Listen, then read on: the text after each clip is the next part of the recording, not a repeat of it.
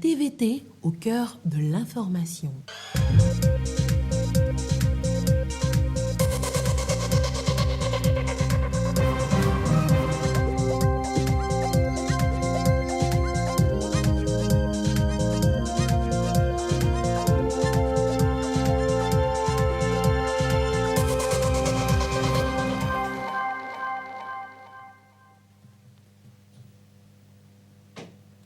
Merci de nous rejoindre pour le journal. Mesdames, Messieurs, bonsoir. David Malpass est à Lomé, il est arrivé aujourd'hui. Le président du groupe de la Banque mondiale est donc arrivé en fin de matinée. Il a eu une séance de travail avec les membres du gouvernement. Le point sur leurs échanges à suivre en début d'édition. Protocole d'accord pour le financement de la réhabilitation des infrastructures et équipements des CHU, campus et CARA, un appui du gouvernement français pour offrir des soins de santé de qualité aux populations à suivre dans le courant de cette édition. Et puis la politique nationale de l'artisanat, elle a été adoptée au Togo en 2011. Il est prévu des évaluations périodiques. Les résultats de la toute première évaluation ont été présentés ce jeudi. C'était les titres de cette édition. Bienvenue, voici le journal. On vous l'annonçait hier, la visite à Lomé du président de la Banque mondiale, David Malpass. Le président de l'institution financière est arrivé ce vendredi en fin de matinée, accompagné d'une délégation. Il a été accueilli par le ministre secrétaire de la présidence de la République, Dodo Waré. Le président du groupe de la Banque mondiale, David Malpass, est arrivé ce jour à Lomé pour une visite de travail de 48 heures. Il a été accueilli à l'aéroport international Gnassingbé Yadéman par la ministre secrétaire générale de la présidence de la République, Sandra Ablamba Johnson. C'est en effet la toute première visite d'un président de cette institution de Bretton Woods au Togo. Au cours de sa visite, David Malpass aura ainsi l'occasion de poursuivre avec le chef de l'État, Faure Sozimna Gnassingbé, les échanges qu'ils ont engagés il y a environ 6 mois à Washington. La Banque mondiale entend accélérer la concrétisation des projets en cours et les nouvelles opérations axées sur la transformation socio-économique du Togo. Pas de répit pour David Malpass. Aussitôt arrivé à Lomé, il s'est rendu à l'hôtel de Février pour un déjeuner de travail avec les membres du gouvernement. Au centre des échanges entre les deux parties, la feuille de route gouvernementale 2025 et les projets prioritaires en cours d'exécution au Togo. Le gouvernement a sollicité plus d'accompagnement de la Banque mondiale pour leur mise en œuvre. Ekoisala. D'un côté, les membres du gouvernement avec à leur tête le Premier ministre Victoire Tomega Dogbe. De l'autre, la délégation du groupe de la Banque mondiale conduite par le président de l'institution David Malpass en visite de travail à Lomé. Autour de ce déjeuner de travail, les deux parties mettent un point d'honneur sur la feuille de route gouvernementale Togo 2025 et ses grands axes. Le Premier ministre Victoire Tomega Dogbe a présenté à la délégation les progrès réalisés par le Togo ces dernières années grâce au financement de la Banque mondiale. Des progrès aujourd'hui visibles dans presque tous les secteurs. Cependant, le gouvernement veut faire plus au profit des populations en misant sur un appui additionnel de la Banque mondiale. Ceci pour mieux faire face aux nouveaux défis qui s'imposent au Togo, notamment les menaces terroristes dans la région des savanes. Le gouvernement, pour lutter contre la dégradation de la situation sécuritaire, a pris l'option d'agir sur 2 dimensions. La réponse sécuritaire, certes, qui nécessite de gros moyens pour nos forces de défense et de sécurité, mais la réponse sociale dans les zones vulnérables. Nous avons élaboré et sommes en train de mettre en œuvre le programme d'urgence de renforcement de la résilience des populations vulnérables pour apporter sa réponse idoine aux besoins sociaux des populations dans le domaine de la santé, de l'éducation, de l'accès à l'eau potable, de la connexion, l'électricité, le désenclavement, mais aussi donner des moyens aux jeunes, aux femmes de s'occuper, de développer leurs activités génératrices de revenus pour qu'ils ne soient pas la proie facile aux groupes terroristes. Et donc, nous pensons réellement que nous avons besoin de votre appui là-dessus. Et nous remercions ce que nous faisons déjà avec vous dans le cadre du projet de cohésion sociale pour renforcer le travail qui est fait dans le programme d'urgence, mais nous avons besoin de plus d'argent et je veux encore insister dessus. Nous avons introduit une demande pour un financement additionnel et j'espère que vous serez attentifs à ce besoin-là. Nous avons décidé d'étendre ce programme d'urgence aux autres localités qui sont exposées. Et donc, je voudrais réitérer le plaidoyer qui a été fait par le chef de l'État togolais lors des dernières assemblées annuelles à Washington pour l'éligibilité du Togo au guichet Prevention and Resilience Allocation. Cela permettra au Togo de disposer de plus de ressources pour accroître efficacement sa réponse socio-économique face aux risques sécuritaires. Et le Togo peut compter sur la Banque mondiale pour atteindre ses objectifs. De 2017 à 2022, le portefeuille de l'institution s'est multiplié par 5. Il est estimé aujourd'hui à plus d'$1 milliard, ce qui illustre la qualité des relations qui lient le Togo et la Banque mondiale. De loin, bien sûr, Monsieur le Président, on peut trop souvent croire qu'il s'agit seulement de projets et de chiffres. Mais de près, le soutien du groupe de la Banque mondiale à notre pays est très concret et vient nous permettre d'accroître nos efforts d'amélioration des conditions de vie des populations. L'exemple concret est le taux de croissance positif de 1,8% qu'a connu notre pays malgré la crise sanitaire, avec une croissance aujourd'hui estimée pratiquement à 6,6% selon les dernières données publiées par le Conseil national du crédit. Ces résultats positifs nous confortent dans notre ambition de solliciter plus de ressources, bien sûr, et nous ne doutons pas du soutien de la Banque mondiale en vue de mobiliser au-delà des ressources déjà annoncées. Je veux bien sûr faire allusion à l'IDA 2020, dont l'allocation est estimée à 419,3 millions de dollars et pour lequel notre ambition est de mobiliser plus d'$1 milliard, tel que nous l'avons aujourd'hui. Le président du groupe de la Banque mondiale, séduit par la feuille de route gouvernementale, s'est félicité des progrès réalisés par le Togo dans sa mise en œuvre. David Malpass a réaffirmé la disponibilité de la Banque mondiale à accompagner le gouvernement dans ses ambitions de développement et pour plus d'impact sur les populations. Je vous remercie de nous avoir présenté votre feuille de route que je trouve très ambitieuse. Elle prend en compte plusieurs aspects dont la promotion de l'agriculture, la réforme foncière, l'obtention des titres fonciers et la facilité dont disposent aujourd'hui les producteurs pour obtenir des financements pour accroître leur rendement. Je vous prie de continuer les efforts que vous déployez dans la mise en œuvre de cette feuille de route pour aller le plus rapidement possible. Je me félicite de la résilience que vous avez également mentionnée, qui sera très importante pour le Togo.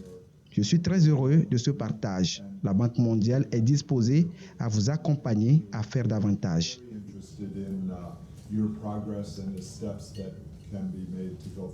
Cette rencontre devra insuffler un nouveau dynamisme dans le partenariat entre le Togo et la Banque mondiale.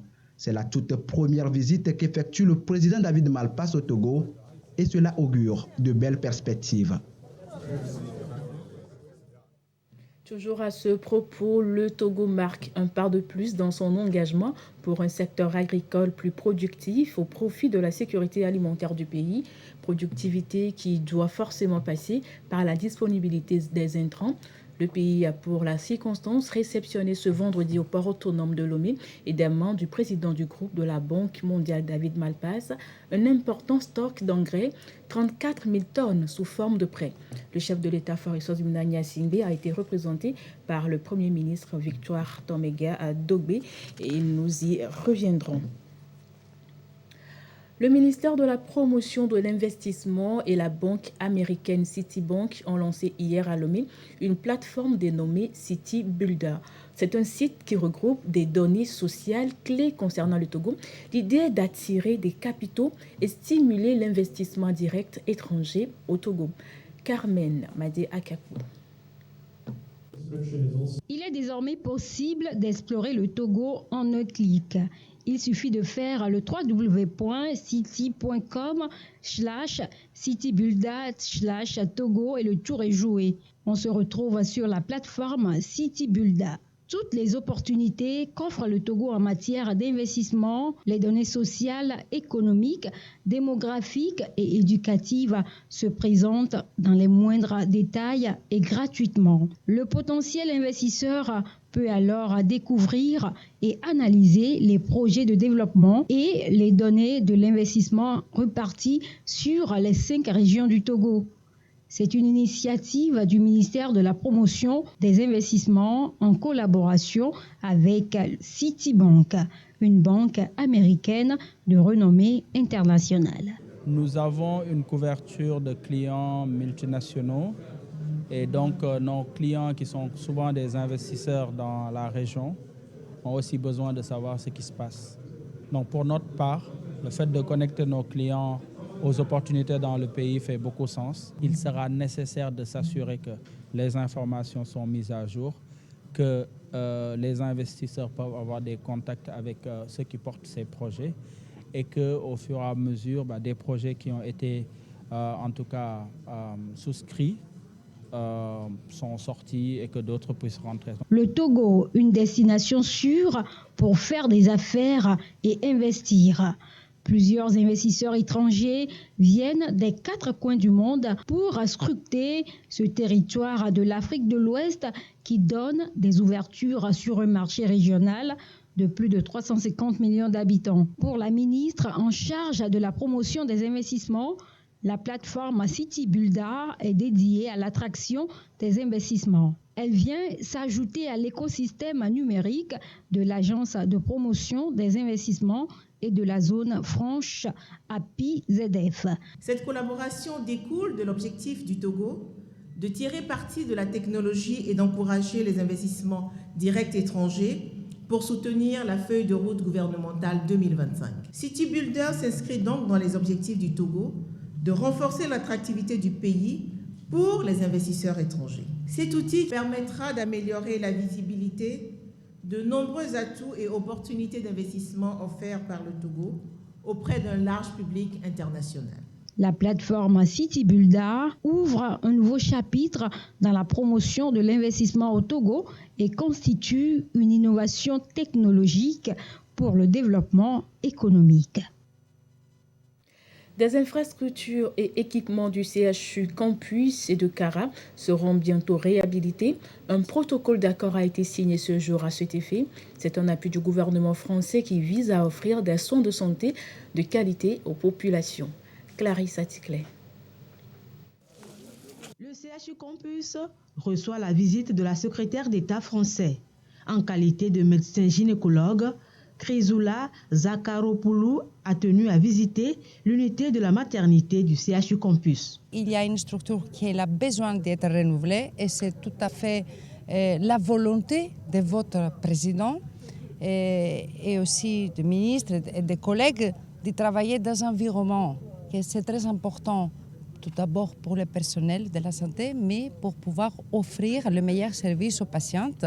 Et je vois qu'il y a une belle base, il y a une volonté politique, il y a le financement et tout le monde il va travailler pour que ce soit prêt le plus vite possible. À ce constat, la France apporte son soutien. Avant même la visite, Chrysoula Zakharopoulou avait déjà signé au nom du gouvernement français un protocole d'accord avec le ministre de la Santé, de l'Hygiène publique et de l'accès universel aux soins pour le financement de la réhabilitation des infrastructures et l'équipement des CHU, campus et Kara. C'est très important pour la population qui puisse avoir accès à une santé de qualité. Nous, l'État, on soutient aussi financièrement à ces projets très importants pour la population. Et je pense qu'il y a beaucoup de choses à faire ensemble dans ce nouveau partenariat voulu par le président de la République Emmanuel Macron, qui est basé sur un intérêt, comme on dit, mutuel pour faire face à tous les enjeux, y compris la santé. Et le Togo, c'est un pays ami avec une relation de plusieurs années au siècle. Et nous sommes contents qu'on va renouveler ce partenariat à travers un projet de santé. Avec un montant total de 70 milliards de francs CFA, le Togo bénéficiera de la réhabilitation des bâtiments, des travaux d'extension et le renouvellement des plateaux techniques des 2 CHU, campus et Kara. Et ça va nous permettre d'avoir un hôpital de top niveau, sans oublier que ce qui est fait au niveau le plus élevé, c'est-à-dire au niveau des CHU, et en même temps fait au niveau de la base. C'est ce qui fait que nous avons en ce moment un projet qui concerne des centaines d'unités de soins périphériques, c'est-à-dire de dispensaires à construire ou à équiper ou à réhabiliter sur toute l'étendue du territoire national. Tirant les leçons du passé, la gestion sera au cœur du fonctionnement, c'est-à-dire que ça sera sous la forme d'un partenariat public-privé pour être davantage efficace et répondre aux soucis de couverture maladie universelle très chers au chef de l'État.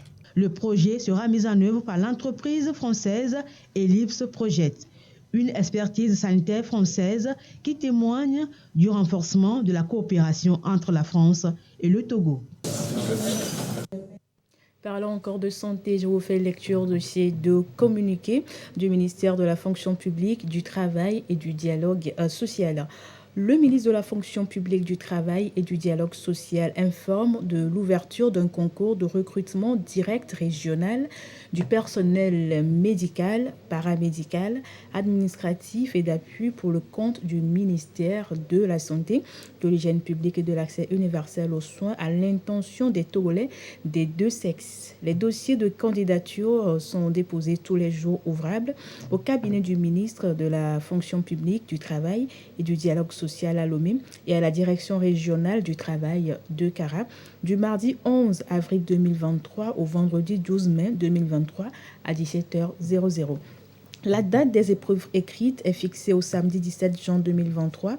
Les autres modalités et conditions du concours sont à consulter dans le quotidien national Togo Presse ou sur le site du ministère www.fonctionpublique.gouv.tg. Signé Gilbert Bawara, ministre de la Fonction publique, du Travail et du Dialogue social.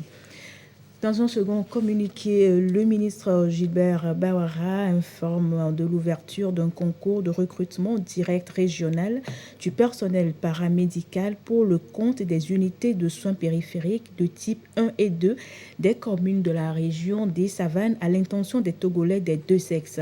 Les dossiers de candidature sont déposés tous les jours ouvrables à la direction générale de la fonction publique à Lomé et à la direction régionale du travail à Daparon du mardi 11 avril 2023 au vendredi 12 mai 2023 à 17h00. La date des épreuves écrites est fixée au samedi 17 juin 2023. Les autres modalités et conditions du concours sont à consulter dans le quotidien national Togo Presse ou sur le site du ministère www.fonctionpublique.gouv.tg. Signé Gilbert Bawara, ministre de la Fonction publique, du Travail et du Dialogue social. Dans l'actualité également, des acteurs du monde portuaire étaient en réunion depuis lundi. C'est pour définir les meilleures stratégies à mettre en place pour améliorer la sécurité au port autonome de Lomé. La formation a pris fin ce vendredi. Carmen Madi-Akapo. Ces acteurs du monde portuaire peuvent désormais mieux gérer les risques industriels. Ils sont prêts à hisser le port autonome de Lomé au rang des ports répondant aux standards internationaux. Nous avons tous les outils qui nous permettent, et éventuellement, s'il y a une crise industrielle au niveau de la zone portuaire, de pouvoir minimiser la crise et dans le cas où ça sort du site en question, de pouvoir continuer à faire la protection et minimiser les impacts au niveau de la population. Pendant 5 jours, grâce aux experts de Expertise France, les participants ont pu réaliser un plan d'urgence d'intervention en cas d'accident industriel au port autonome de Lomé. Une feuille de route a donc été élaborée. Aujourd'hui, il est important de poursuivre l'analyse du risque et de vérifier si les réponses opérationnelles dans le domaine de la prévention, dans le domaine des plans d'urgence et dans le domaine des capacités d'intervention sont suffisants. Il y a des axes d'amélioration qui ont été notés, qui ont été partagés de manière officielle avec les autorités. Et aujourd'hui, à notre sens, il est utile de vraiment travailler suivant ces 3 axes, la prévention, les plans d'urgence et l'intervention, de renforcer les moyens capacitaires pour être capable de faire face à un accident. L'Union européenne et ses États membres soutiennent l'initiative. Notre intérêt, c'est d'aider le Togo parce que ça permet Et donc un bon fonctionnement du port et la sécurité du port, ça permet d'augmenter aussi les commerces, les trafics de containers qui vont pas seulement au Togo, mais qui seront un peu toute la région. La rencontre a été possible grâce au projet WICAPS, un programme qui vise à améliorer la sécurité et la sûreté des ports en Afrique de l'Ouest et du Centre. À l'étranger, Donald Trump est inculpé. C'est une première pour un ancien président américain. C'est dans une affaire d'achat du silence d'une actrice de film X en 2016. Il devra comparaître mardi prochain devant la justice pénale de New York. Donald Trump est devenu ce jeudi le premier ancien président des États-Unis à être inculpé. Il est poursuivi dans une affaire d'achat du silence d'une star de film pornographique en 2016. L'ancien locataire de la Maison-Blanche devrait comparaître mardi prochain devant la justice pénale de New York. Le tribunal de Manhattan a inculpé Donald Trump pour le versement de $130 000 pendant la campagne présidentielle de 2016 à l'actrice de film X, Stormy Daniels, afin de faire taire des allégations d'une relation sexuelle extra-conjugale. Ces $130 000 n'avaient pas été déclarés dans les comptes de campagne du candidat républicain, en violation des lois électorales.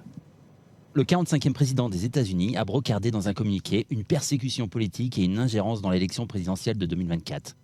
Une élection où il rêve de reconquérir la Maison-Blanche.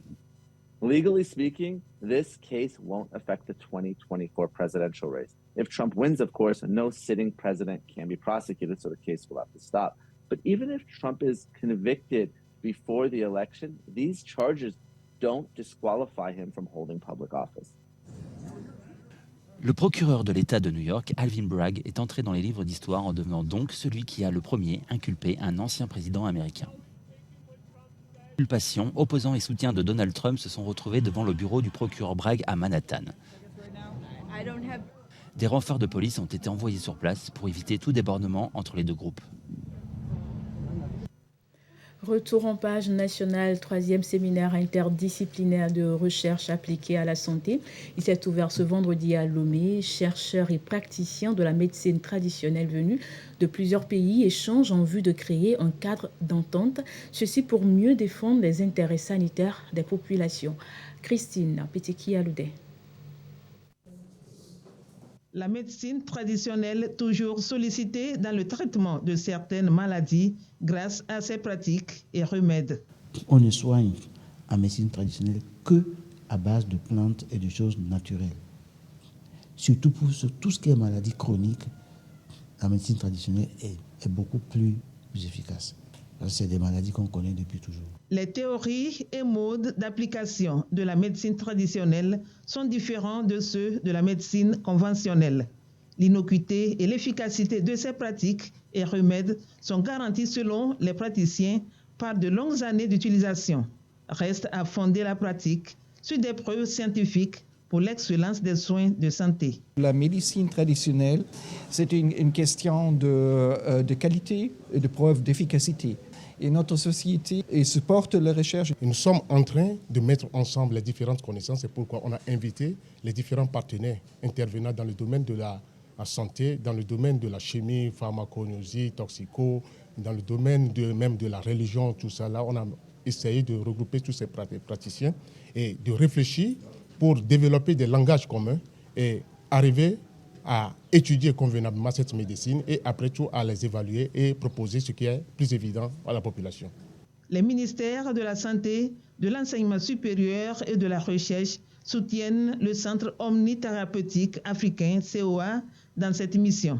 La cohabitation des deux médecines est le but ultime recherché. La Fédération nationale des sociétés des transporteurs du Togo était en assemblée générale. Rencontre axée sur la refondation du secteur. Le bilan a été fait au cours de cette rencontre et un bureau de 11 membres a été élu.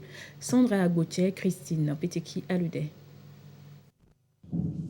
L'Assemblée générale ordinaire de la Fédération nationale des sociétés de transport routier du Togo a été placée sous le thème de la refondation. Nous pensons revoir la reconstitution de notre bureau, voir comment la rendre efficiente, faire en sorte que nos collègues et nous-mêmes trouvons les mécanismes nécessaires pour un meilleur avancement.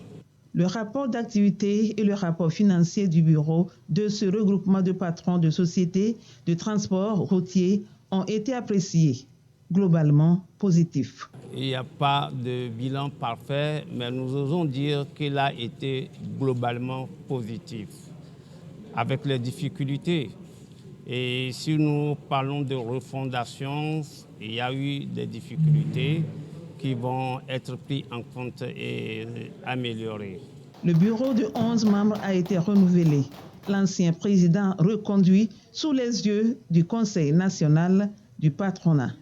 Aujourd'hui, nous savons que la Fédération des transporteurs routiers du Togo sont un maillon très important dans la grande chaîne du développement de l'économie de notre pays. Le patronat y tient fortement.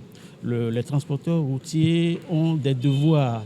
Ils doivent cultiver à partir de maintenant un certain professionnalisme. Ils doivent s'auto-censurer car la vie de nos concitoyens sont dans leurs mains.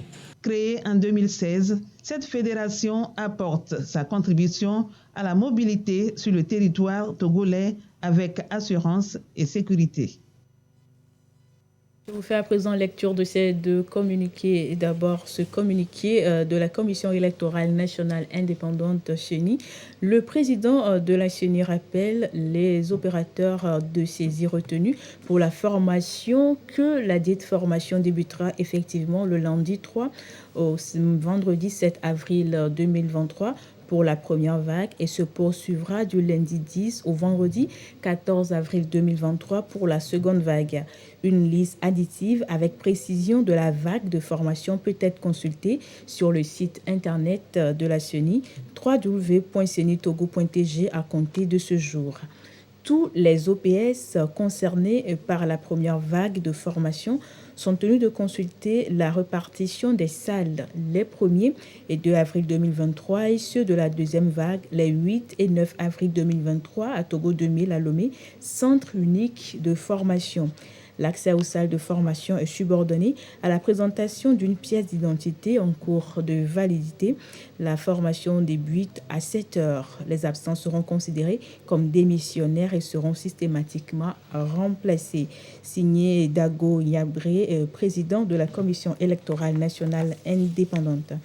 À présent, ce communiqué de la Haute Autorité de l'Audiovisuel et de la Communication AC, conformément aux dispositions des articles 17, 18, 19, 68, 69 et 97 de la loi numéro 2020-001 du 7 janvier 2020 relative au Code de la presse et de la communication en République togolaise, le président de la Haute Autorité de l'Audiovisuel et de la Communication informe les promoteurs des sociétés de presse, les organisations et associations professionnelles de la presse et la population en général que la liste additive des organes de presse écrits et en ligne légaux et déclarés en 2023 est disponible sur le site internet de la HAC www.hactogo.tg.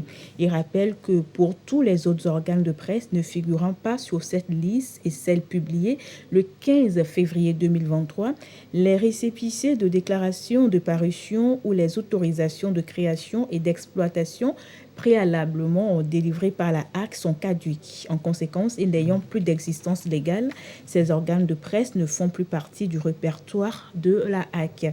Signé Pitalunani Telou, président de la Haute Autorité de l'Audiovisuel et de la Communication.